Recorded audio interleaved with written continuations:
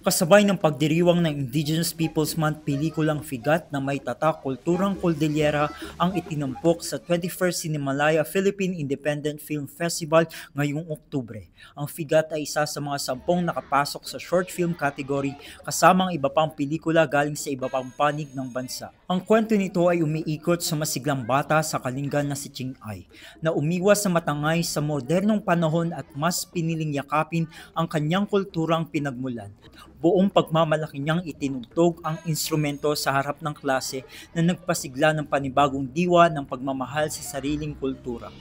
Umikot ngayon ang Cinemalaya sa temang Layag sa Alon, Hangin at Unos. Ayon sa mga organizer, layunin ng Cinemalaya ngayon na maging bapor ng mga mataas na kalidad na pelikula na layon din palawigin ang iba't ibang kwento o boses ng pelikula na nakaangkla ito sa malawak na pagkamalikhain ng mga Filipino independent filmmakers na handang maglayag sa dagat ng kilalang pelikula. Ang Figat ang pang-5 pelikula na nakapasok mula sa Cordillera simula 2004.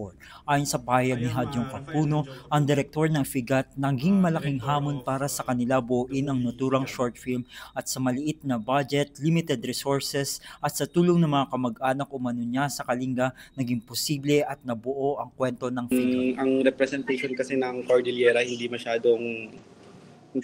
masyado in terms of mga festivals dito sa Pilipinas.